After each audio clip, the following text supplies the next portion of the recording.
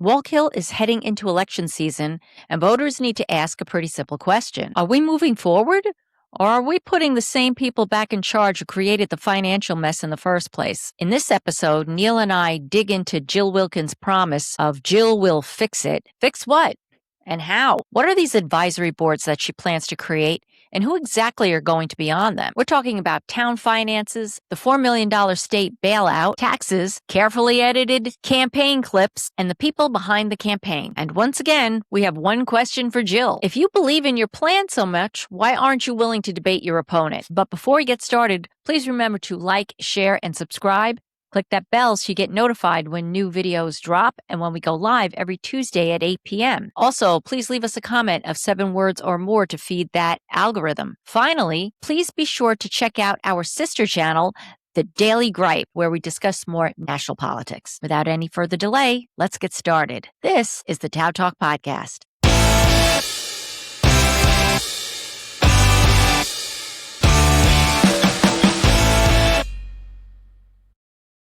Hi, guys. Welcome to the TOWTalk podcast. Today is Sunday, August 23rd. Oh, my God. It's like a week left in the month, and pretty soon the kiddies go back to school. How you guys doing? Neil, what's going on? How are you this weekend?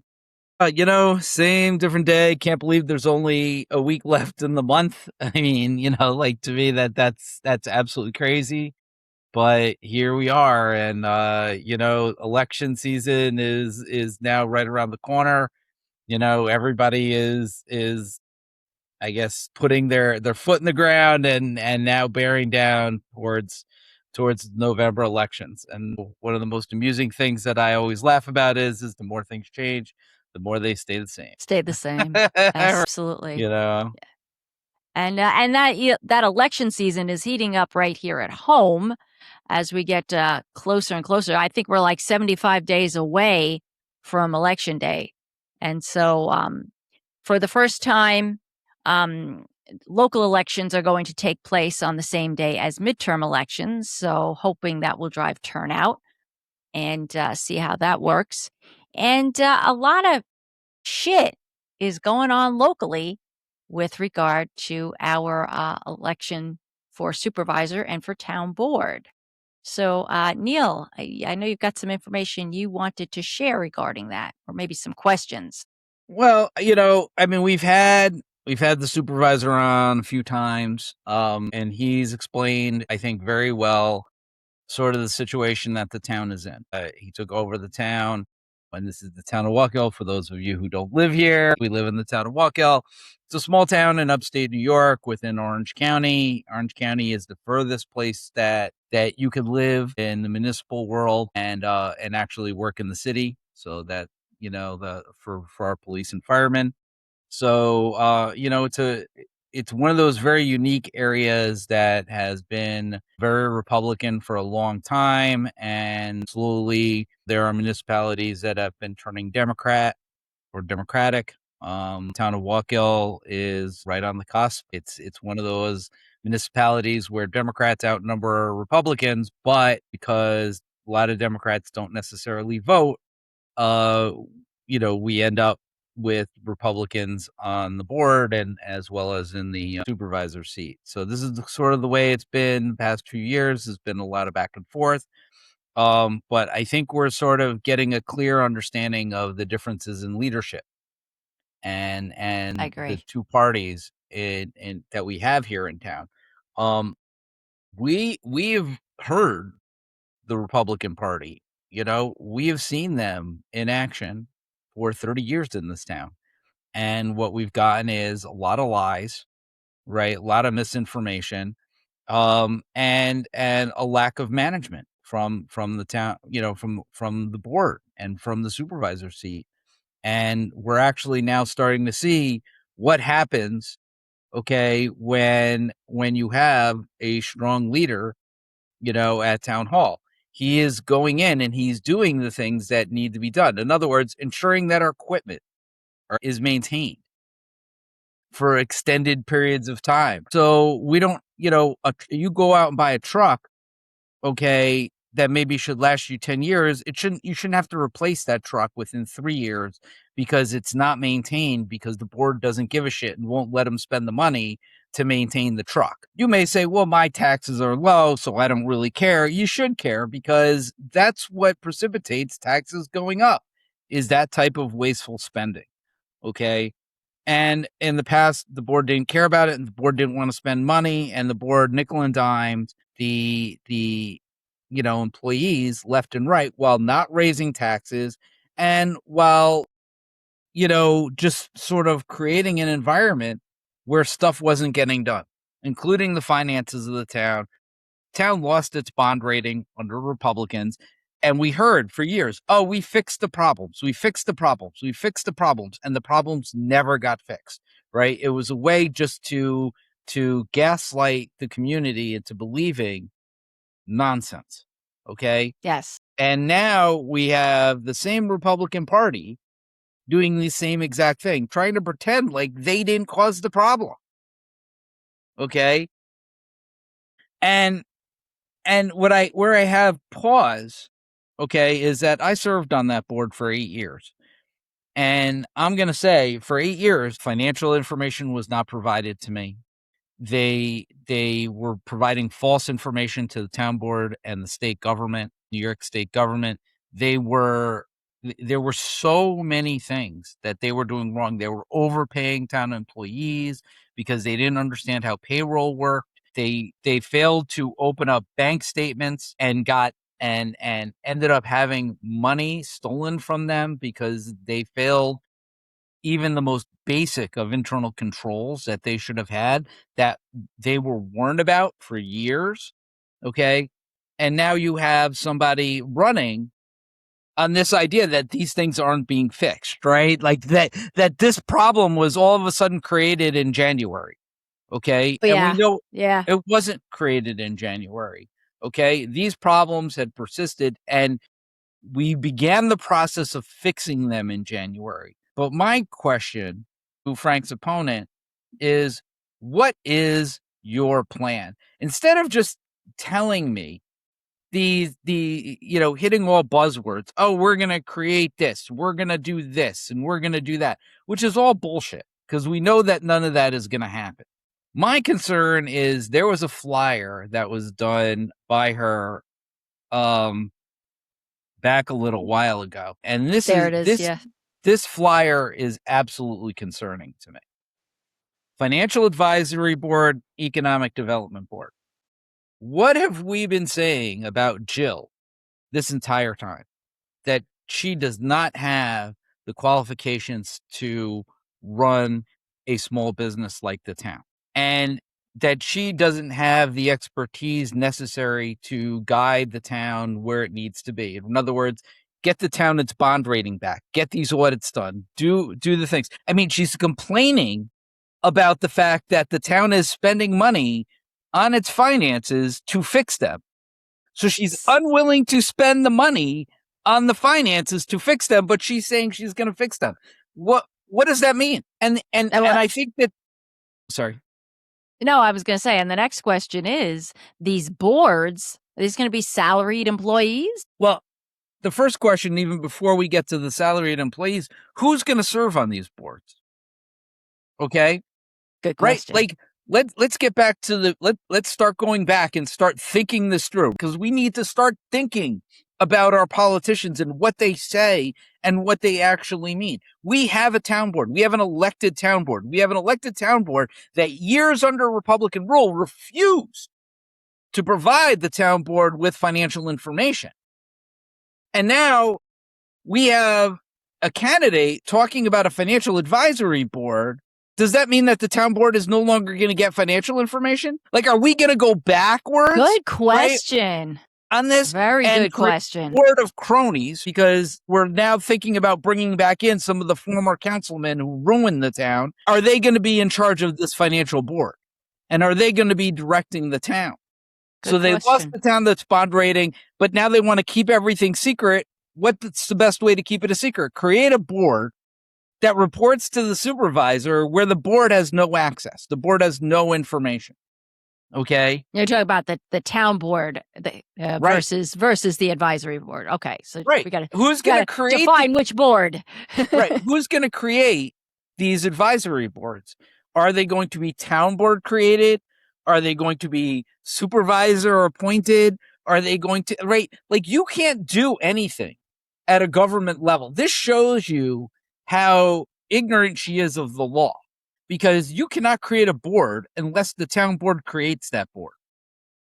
You know, and for financial advisory board and for a economic development board, those usually are paid boards. So you're going to collect $120,000 saying you're going to do all these things, but then you're going to create paid boards that are going to do it for the things that you're telling us that you're qualified to do. Why the hell are we paying you $122,000 then? Then shouldn't that position be reduced significantly when she gets into office? Is she talking about reducing her salary so that she can pay these boards? Yeah, where are you going to get that money from to pay these salaries? How many people are going to be on these boards? Are they going to be made up of just Republicans? Well, of course. Are they going to be appointed by the town supervisor, or are they going to be appointed by the town board? Are they responsible to the town board, or are they only responsible to the supervisor? Is this a way of getting around the town supervisor? In other words, are we going to get rid of our town? Like, towns are meant to be community run. There is no executive. I really have a hard time when people talk about the supervisor of a town being the executive. They are there to help run the day-to-day operations. They are there as the CFO of the town, the chief financial officer of the town. The board itself, the town board, is the CEO. The town board, they run it together. All the decisions. Okay. And now what we're seeing is the same what we had under the old administration was this idea where George thought he was a king. Okay, because we used to call him King George, right? He thought he was a king, and he could just make decisions on his own without the town board approval. And that's part of the issue why they're having so many problems with their audit, is because they have to go back and see, okay, you spent this money, where was it approved? You can't find it because it wasn't. Well, we see that all the time. Is that happening now at the federal level? So and we went back, and I've taken a look, and you go back, even when I was there were things that were done that where the town board didn't approve it. Where are those resolutions? They didn't exist because they didn't get board approval to do it, because at the end of the day, they just thought they could do whatever they wanted. And now we're going back to, we're going to create boards that our town board doesn't approve. We're just going to create these boards. These boards are going to be reportable to me as your supervisor and blah, blah, blah. Like, that's not the way towns are run. Understand the way towns are run first. Okay. You may not like running by committee, running a government by committee. I can tell you, I've talked to almost every supervisor, not only in this town, but in all the surrounding towns, and I can tell you their biggest complaint is that they have to run government by committee and have to run things by committee. It is absolutely one of the most frustrating governments that you have, is running by committee. But at the end of the day, that's what town government is. And you are running for a seat to run a government by committee. And here you're looking to already at the start create an adversarial relationship with your town board by saying, we're going to cut you out of the finances and development, which, if you look at the town board's job, right? If you look at town law and you look at the job description of your town board, what are the two jobs of being on a town board? Handling the finances and economic development. I want to just for people who might not really understand how town government works. I think a lot of people are seeing like the supervisor is the boss of the town. When it comes to any kind of legislation or policies that they're putting forward, ordinances and things like that, things that they have to vote on, the supervisor is one vote along with the other four council people. The votes are equal. He doesn't veto. There's no vetoing going along. It's not like, excuse me, like a governor or a president, or I think even the executive can veto Or a things. mayor. Or a mayor. There's that. It does not. It's one equal vote. It's just that the supervisor just has a little bit more involvement with, let's say, making sure checks are approved and making sure things, signing off on certain stuff that the board in its entirety has agreed to. It's the execution of contracts and ensuring that contracts are executed in the manner of which the board has directed them, right? I mean, that's what their job is to execute the wishes of the board, to execute the budget, to execute contracts, to execute and ensure the timely filing of information with governmental entities, right? Yeah, like audits. Right. Something that the previous administration under the Republicans, which they were aware of, mind you, they were aware of all the problems. Hell yeah. This wasn't a situation where they could say we weren't aware. There was report after report after report of all the problems to which they just ignored them. They didn't understand what they were being given and they just ignored them. And like, again, I look at that and I say, this isn't an individual who wants to be a supervisor. This is an individual, again, who wants to do the photo ops. She wants to create, right, boards that do her job for her. Okay. And then turn around and so that she can do photo ops, which is really what she's about. And again, I'm going to go with, if you want to know what she's really thinking, that's what she's really thinking. She's thinking that she's a queen, right? That's what it really comes down to. She believes that she's a queen, just like George thought, right, that he was a king.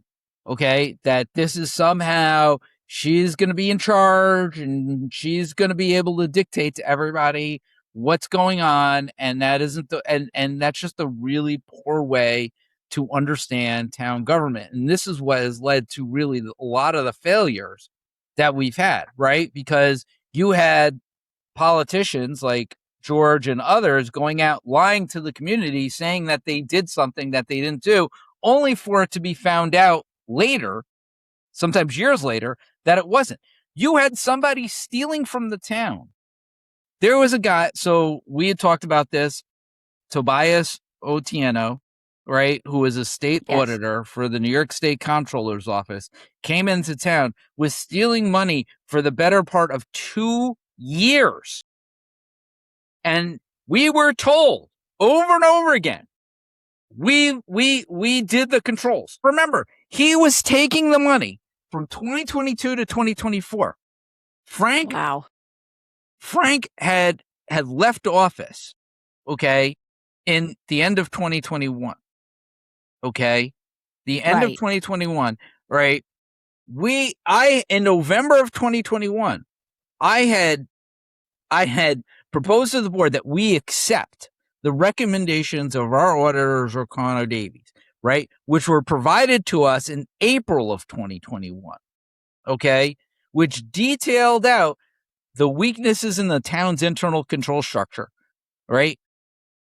They had claimed, okay, that they had fixed every single one of those bullet points, okay?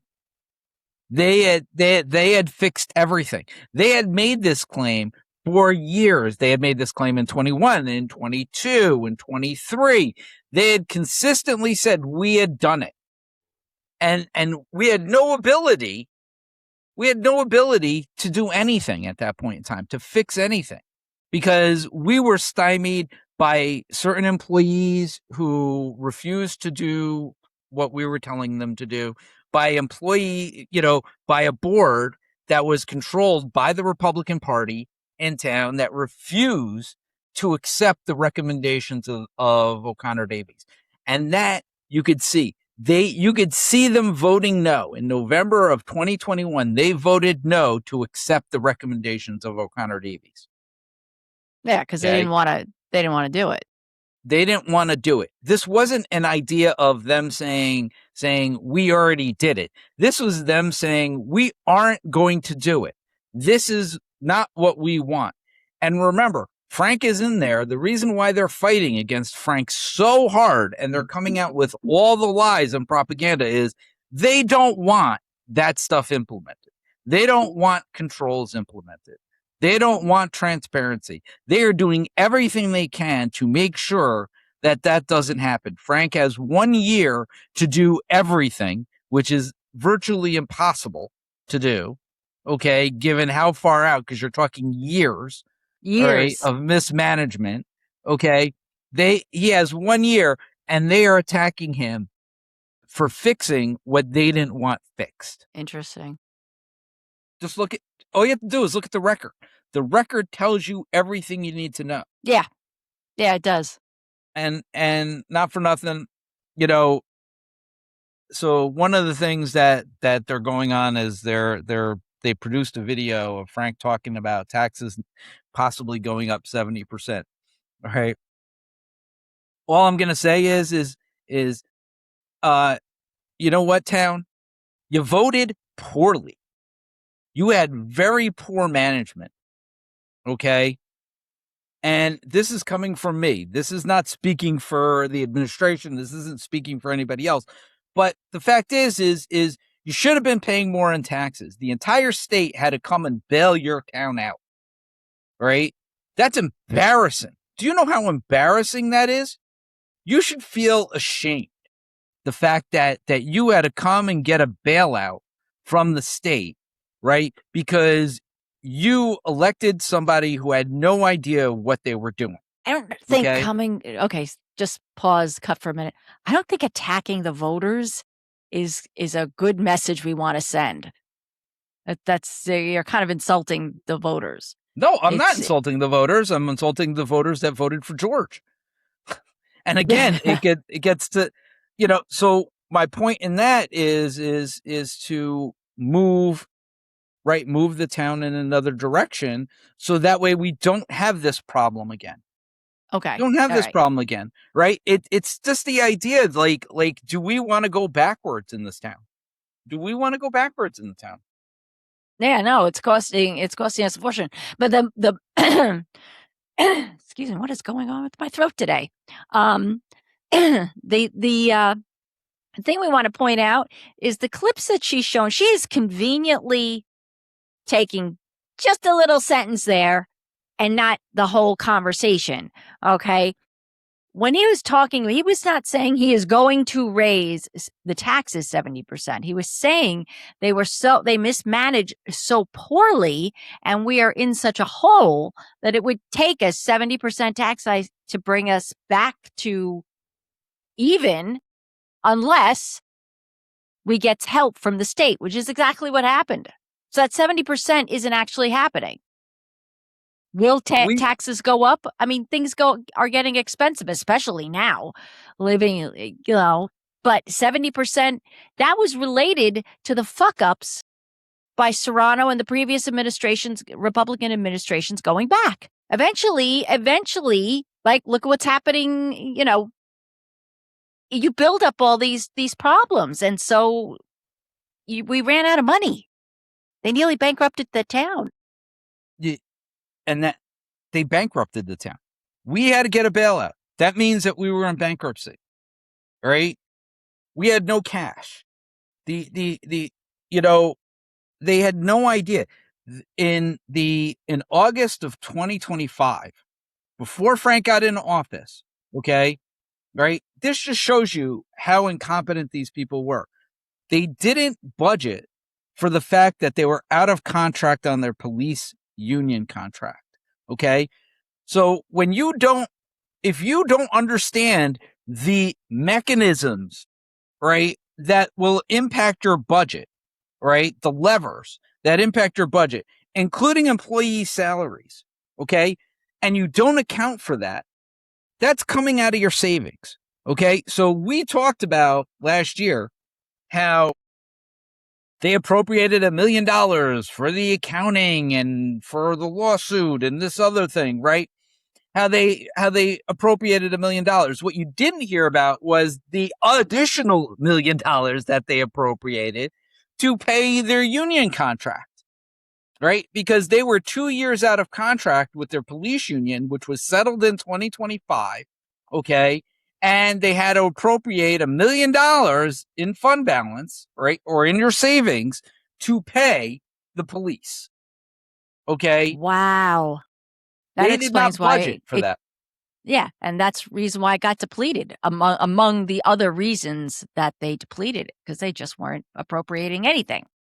But they didn't know how much money they had, right? They just figured it's government. We have a pool of money and we get to spend it. Oh, here we made a mistake with our budget.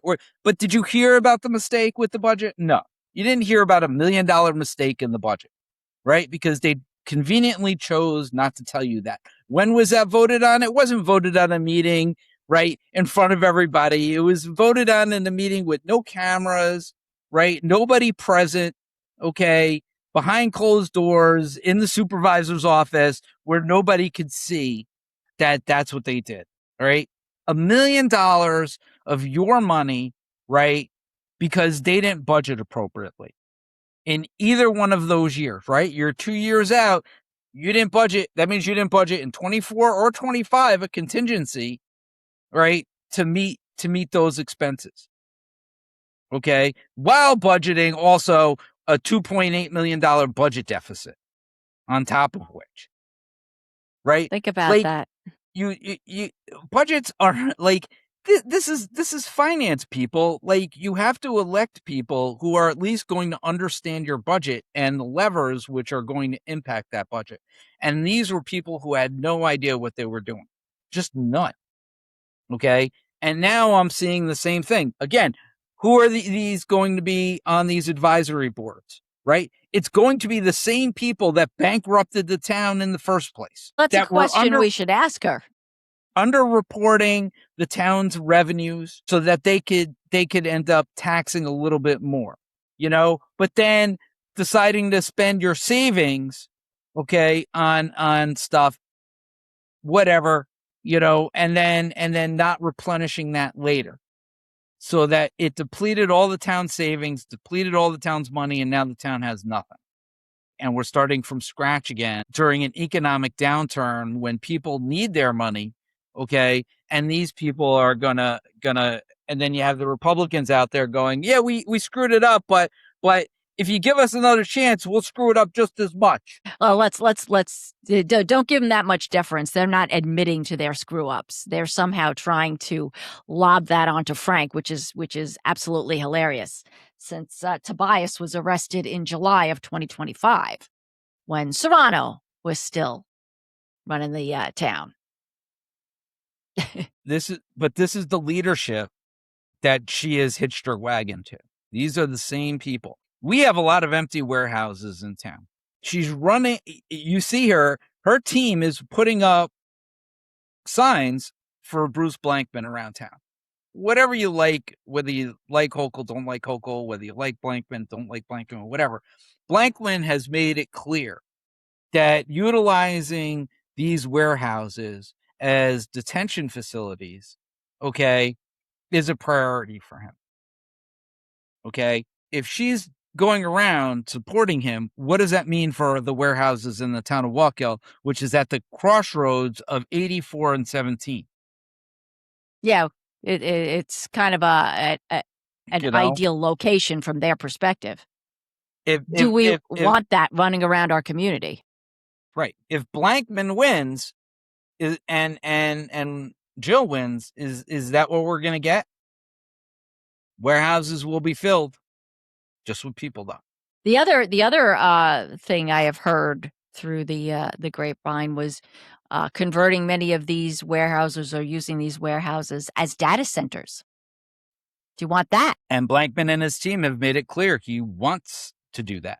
He wants to open New York for data centers and for energy energy storage. Yeah, for batteries. Oh yeah, look at what's happening in Warwick. Is that fire still burning right now with those batteries? Way yonder, not Warwick. Way yonder. That was. I thought there was. Oh, I thought there was a village of Warwick. No, okay. Oh, I think it was way yonder that had the battery fire. It was a massive, massive battery fire that may still be burning. So yeah, you have to think about these things. And Frank has spoken about those. If you go and look at our content, you look at some of the spill the tea meetings that I recorded and posted, there is a discussion in not the most recent one that I recorded, but maybe the one before, one or two before, where he talked about that battery fire and how important it is that these types of things be discussed amongst the board and that the public be involved in whether or not we really want to have these battery facilities, whether we want data centers or whether we want to convert these empty warehouses that all have big for rent signs going up all over the place into holding facilities for tens of thousands of people. And the final thing is what is the overall plan? Because we hear about smart development, right? But we had a failure over the last 4 years of developing a master plan, all right? Because they refused to hire an outside engineer. They refused to hire a planner, okay? And they wanted one of the councilmen to guide that, okay? When you don't have experts who are looking at zoning, who are experts at zoning, that see other municipalities and what they're doing and some of the problems in their community, right? It ends up like, what did this board do? Or what did the last board do, right? They spot zoned everywhere. And that's what became a problem and then they tried to manufacture a master plan, which was rejected by the county, not once, but twice. Yes. As saying that it didn't meet the standard that it should have met, okay, for a master plan. So, like, what we see is we don't see professionalism, okay? What we see is cronyism, okay? And now we're talking about 2 new boards, right? I'm assuming picked by Jill, right? Paid whatever amount of money, again, in the same type of cronyism that we saw in the 4 years previously by George Serrano. People, cronyism here. So just so you understand, Jill's campaign manager is the same manager that was for George Serrano. George Serrano's campaign manager, same person. Okay. When George was elected as a thank you to that person for helping, helping get him elected, he gave him a job, gave the guy a job and a full-time salary and benefits. No, he gave him a part-time salary and benefits. So he's a part-timer earning benefits. Okay, so correction. So he was given a part-time job receiving benefits. Were these full-time benefits? These are full-time benefits. That we paid for? Yes. That is a conflict of interest. You're not supposed to give your campaign manager a fucking job. And this person was, from what I understand, people that I've spoken to that work within the town, he wasn't very well liked, and he kind of threw his weight around the place as a part-time employee who answered directly to Serrano and worked on his campaigns while collecting a salary, part-time or full-time, whatever it was, paid for by a taxpayer here in the town, working on the campaign for this supervisor. I think one of the most disingenuous things that the last administration did, and they did 2 major ones, which really impacted the town financially, right, was that they allowed part-timers to get benefits, to get the health care, right, and the dental and the vision, right, which is a lot of money. You're talking about per employee, that's roughly about $45,000 a year, right? So they gave this part-timer $45,000 a year in benefits, all right? And then they turned around and said, since they were all coming up on their 10-year anniversary, they said, if you work 10 years as an elected official, you get those same benefits for the rest of your life for you and your family. And up until then, it was 15 years. You had to be 15 years to be fully vested in receiving the benefit plan. So they changed it for their own convenience. They changed it for themselves, okay? we have to keep that in mind. What they've done is so disingenuous, and it shows you how selfish they really were. And for people thinking that this is an unselfish campaign that the Republicans are running, or that somehow Jill will be different than George, it's just not going to be the case. It's the same people. It's the same thing. They want the same thing. Okay. And we saw it. It was just, they want the parties back. They want to be the center of attention. They want to be the queen or the kings of the parties.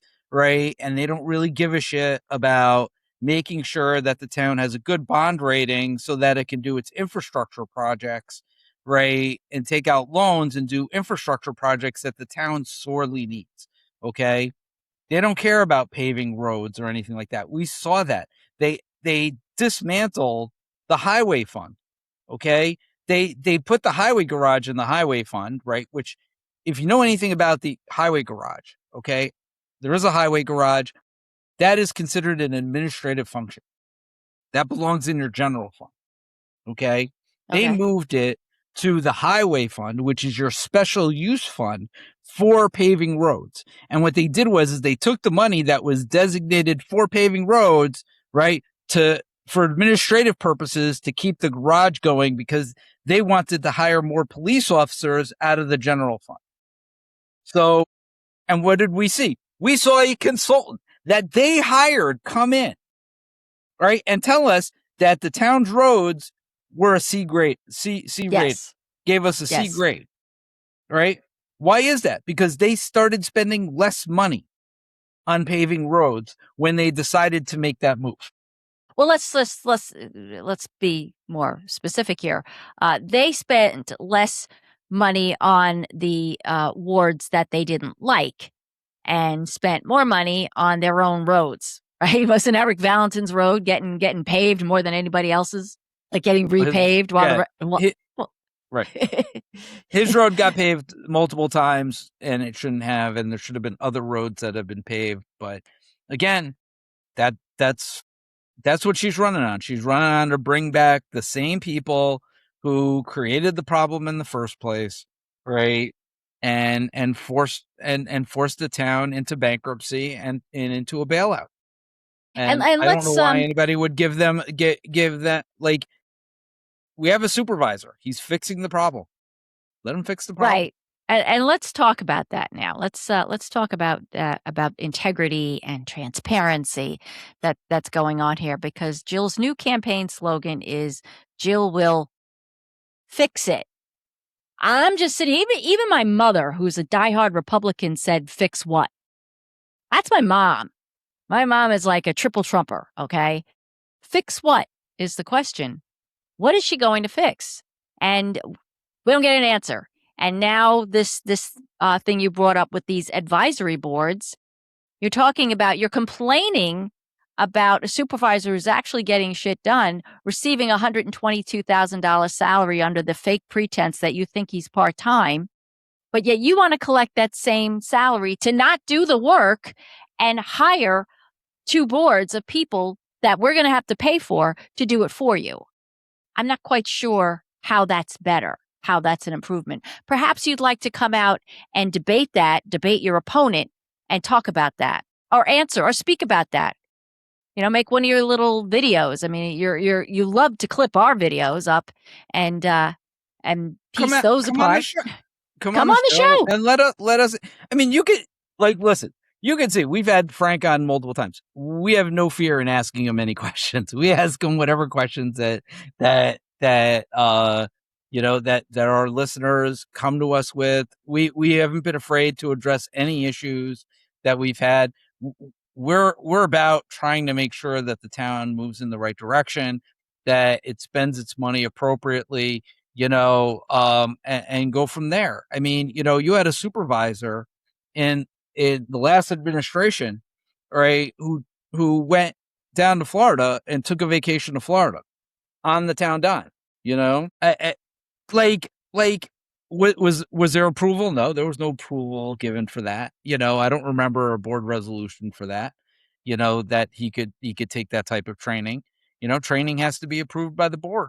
You know, one of the board members didn't even know he was out of town. Well, that's all right.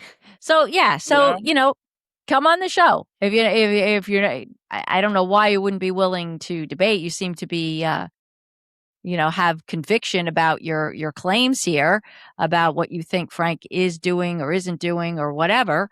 So either come here and talk to us and explain why you feel that way, or let's have a debate. I don't care whether you do it here or go over to the Wildflowers. I don't care. But your opponent has come out. Frank has said multiple times, including on this show, that he is ready and willing to debate you on the issues, on the policies. So why I don't understand why you're not doing that. And in this day and age, I think we really need to focus on those issues and policies. I think what it really comes down to is politics has become a game of platitudes. Yeah. It's become a game of let's throw out enough buzzwords, and people will get excited and go from there without any policy. And we're seeing this at all levels of government. And I, for one, am now sick of it. I don't want to hear your platitudes anymore. I don't want to hear, you're going to fix things. Fix what? How? What way? Tell me what you're going to do. And it can't be, taking the current platform, which you're railing against, and trying to make it your own. Like, that's what we're seeing. We're seeing that Frank is doing all these things, and then she's taking the things that Frank is doing as her own platform, but then criticizing him, saying that he's not doing those things. It can't be both ways. It can't be both ways. You can't, take somebody else's platform and what they're doing and then criticize them and saying that they're not doing what they're doing. It doesn't work that way. It falls back to transparency, honesty, and integrity. If you've got your own level of integrity, you don't have to attack that. You can speak about yourself and your ability and your experience and your knowledge and your capability. But when you are attacking and you're piecemealing, picking apart recordings and stuff to make it say a message that is not the truth, right? Then you really don't have a platform. But we're open to hearing what that is. So you're welcome to come here. You got my card. I spoke to you in person, and I still haven't heard. What I find is funny is that she's courting people who don't own homes about property taxes. To me, it's like, I understand, but we have real problems in this town that really need to be fixed. And yeah, property owners should be seriously concerned about their property taxes, without a doubt. But mainly from a standpoint of the fact that you had an administration prior to the current one that wasn't maintaining the infrastructure in the town and spending the money where it needed to be. That had no idea how to spend the town's money, lost the town its bond rating, so now it can't do infrastructure projects. Okay. And had to get bailed out because they ran the town into bankruptcy. Not to mention bleeding the savings account dry in the process. Right. And so what? Okay, fix what? What is the actual plan, other than bringing the same people who broke it in, right? And who had no desire to fix it. Other than that, what is the plan? I got one more question. Why is she suddenly deleting photographs that she's taken with these people off of her page on Facebook? Multiple photographs of her where she's with George and she's with the campaign manager, Larry, and all these other people. Now they're gone. Those photographs are gone. Is it because you don't want to associate yourself with them? Why? Unless what are you hiding? Again, integrity, honesty, transparency. Listen, Republicans have been great at redacting things. That's all I got to say. Hell yeah. Without. Done. Yeah. These people.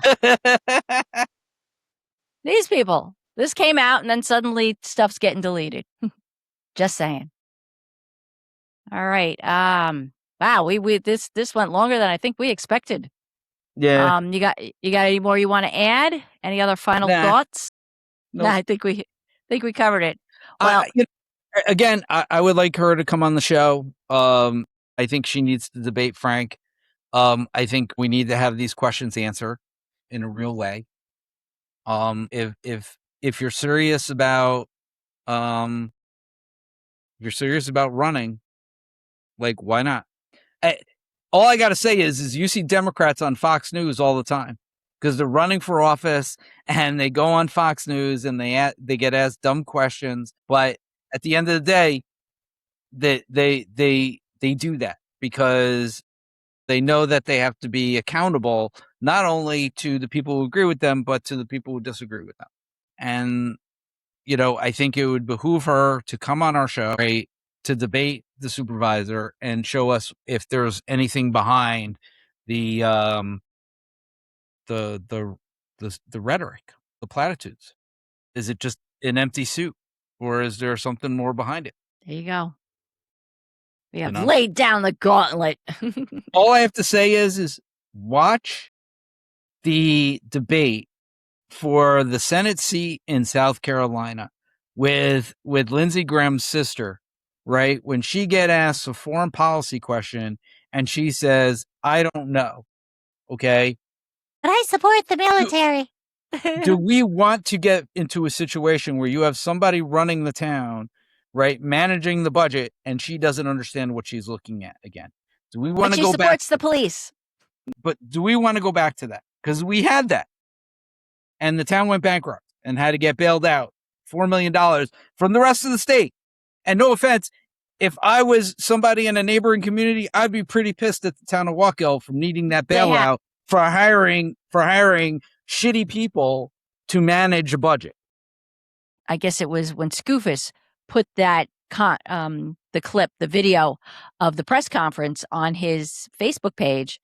You should have seen the comments from people who are upset that they had to come and bail out the town of Wallkill because of the mismanagement by Serrano and previous administrations. So, right. Yeah. But that's okay. That's okay. It's okay for other municipalities to have increases in their property taxes to bail us out. But we shouldn't have to face any consequences for needing that bailout and for the poor decision making that led to having a board that didn't care and lied to the community. There has to be consequences for that. There has to be fallout. And at this point in time, this stuff needs to be fixed now. Now we have a serious problem and it needs to be fixed. And these people are coming off as unserious because they aren't actually addressing the issues of the town. All they're trying to do is attack the current supervisor who's trying to fix those problems. Yeah, there's a word for that. It's a distraction. Distracting from what's really going on.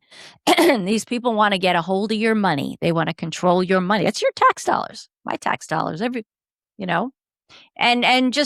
for the renters, just so you know, if we're impacted by tax increases, that impacts your rent. So just a thought there. So you also should be invested in who you vote for. You want people who are going to positively manage your money and do positive things with the town, like fix our fucking roads that are cracked to shit that we can't do now because, we're strapped too tight at this point. All right. I think wow, we covered quite a bit. So I think we will wind up here.